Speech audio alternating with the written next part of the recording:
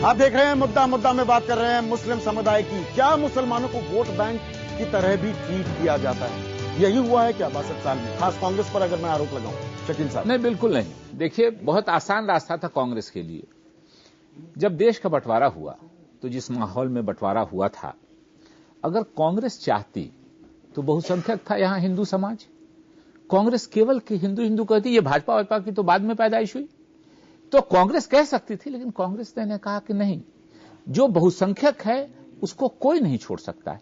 हम उनको भी साथ रखेंगे, लेकिन जो अल्पसंख्यक इस देश का है उसको बंगाल की खाड़ी में नहीं धकेलेंगे, उसको भी हम समाज में साथ लेके चलेंगे। यही कांग्रेस ने कोशिश की और हमने साथ लेके चलने की कोशिश की। इन जनाब से ये सवाल पूछना चाह रहे हैं, आप बैठ के पूछिए, आराम से पूछिए जी। एक मिनट जनाब, मैं आप सभी लोगों से ये कहना चाहता हूं कि मैंने श्री अटल बिहारी वाजपेयी जी ने एक अल्फाज अपने आदमियों से कहा था कि हिंदुस्तान एक चमन है और चमन के अंदर गेंदे का फूल नहीं खिलता। चमन उसको कहते हैं जिसमें सब रंग के फूल होते हैं, उसको चमन कहते हैं। क्या आपकी और हमारे उलमाए दीन और जितने भी जो लोग थे, उन्होंने मुसलमानों के बारे में कुछ हकीकत और सच्चाई लाने के लिए आगे कोशिश करी? क्या मुसलमानों के एजुकेशन के लिए कोशिश करी?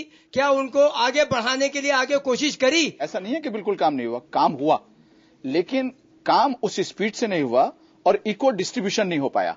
और उसमें माइनॉरिटीज, खास तरीके से मुसलमान, कुछ अपनी वजूहत से, हम ये नहीं कहते कि सारी की सारी वजह गवर्नमेंट की रही है, हमारी भी कुछ कमजोरियां रही हैं, और कुछ ब्यूरोक्रेटिक माहौल के अंदर, जैसे अभी भाई ने बतलाया था, 60 साल के इनके शानदार मुसलमानों के विकास का नतीजा ये निकला है कि मदनी साहब ने कहा कि मुसलमानों की हालत शेड्यूल कास्टों से भी बदतर हो गई है। ये नतीजा अभी जो सच्चर साहब ने कहा, यहाँ जो सच्चर साहब को कोट किया उन्होंने, सच्चर साहब ने उसको कोट करके उन्होंने कहा अब हमें आरक्षण चाहिए।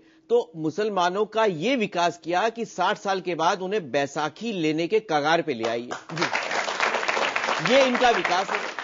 अब ये साहब तो कांग्रेस के हैं, तो कांग्रेस की कमजोरियां तो करेंगे भाई तरुण जी, लेकिन ये तय मुसलमानों को भेड़ और एक वोट बैंक माना गया, उनके झुंझुना पकड़ाया गया, उनके न तरक्की के लिए कोई कोशिश की गई, न उनको बाकी समाज है। काला हांडी आज भी जिंदा है, कश्मीरी हिंदू आज भी रिफ्यूजी हैं, उनके लिए कभी ये बात नहीं करेंगे। हिंदुस्तानी कहते हैं लेकिन भारतीय जनता पार्टी की बात करें तरुण विजय जी, मजहबी भारतीय जनता पार्टी तो 16% मुसलमानों को कह रही है हमें तुम्हारे वोट चाहिए ही नहीं। ये भी तो एक अजीबोगरीब किस्म की राजनीति है ना। आप खुदा के लिए गलत बातें मत करिए, झूठ मत बोलिए यहाँ जी। ये गलत बात है, ये गलत बात है। हमें 100% हिंदुस्तानियों के वोट चाहिए। हम सांप्रदायिक नफरत फैला के कोई वोट नहीं लेना चाहते, हिंदुस्तानी का वोट चाहिए हमें। मुसलमानों का भी वोट चाहिए। What do you mean? मुसलमान हिंदुस्तानी नहीं है? मैं आपत्ति करता हूं और आपके बयान को खारिज करता हूं। जी